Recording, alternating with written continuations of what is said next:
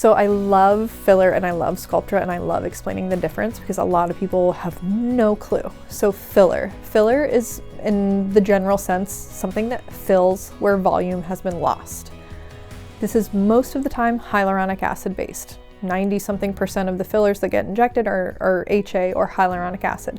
There's one filler we have in the US that is calcium hydroxyapatite, that's called Radiesse. There's also Belafil. I don't use Belafil. Belafil is considered a permanent filler, and it has a lot of complications, and you can't fix those complications because it's quote unquote permanent.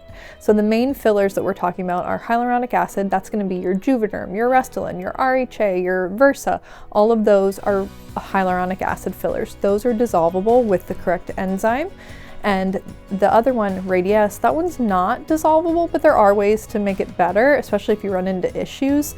So I'm kind of the person everyone comes to in town when they do have issues, but especially if you do your research, come to good conferences and hear from the leading experts, you will know that technically you can't dissolve Radiesse, but there are definitely ways to break it up.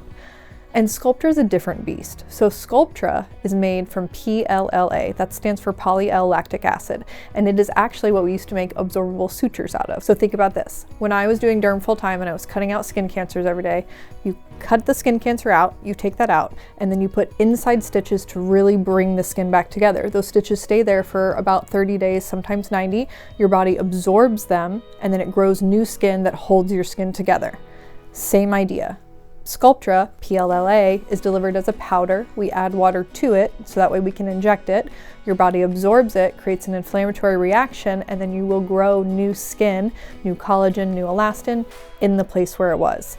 There's another one called hyperdilute Radiesse. So that same filler, Radiesse, you can dilute it, meaning we add more water to it to make it less sticky, less thick, and that can stimulate some collagen too. Those are both collagen stimulators, or what we call biostimulators. At my practice, we predominantly use Sculptra. The reason I love Sculptra is because not only do you get volume improvement, you also get improvement of your skin. So at about, I would say probably 4 weeks, you will notice your skin starts glowing, and you will start getting compliments, and you'll probably get the question I got after I did it, like, what new skincare item are you using? Your skin is so glowy. And I am like, I wish skincare could do this for me. That is all Sculptra. You'll also notice that your skin feels better. So what I would do, you'd find me going like this, because we can't inject Sculptra up here, but I can here. So I'd be comparing the different feel of my skin. Wherever you get Sculptra injected, it will actually feel softer, which is miraculous.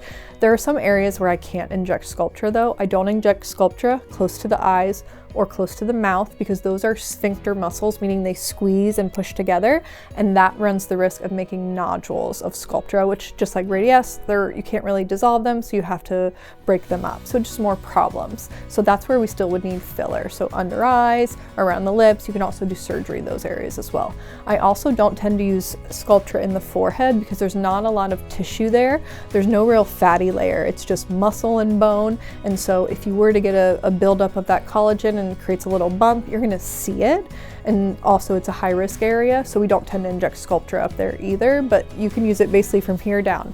We do the chest, we do the arms, you do the legs, you do the belly, you do the butt. You can put it anywhere you want to stimulate collagen. We'll do different mixtures when I want to volumize, like in the face, versus when I want to skin tighten, like in the body. And oftentimes I am pairing Sculptra with a procedure. So often in my office, we will do microneedling, radiofrequency microneedling, CO2, all of the above, and we will put Sculptra into the patient's skin directly after the laser treatment. And we actually give a discount. So if you want your Sculptra done and you're also coming to us for laser treatments, if you get them done on the same day, you will actually get a huge discount on your Sculptra.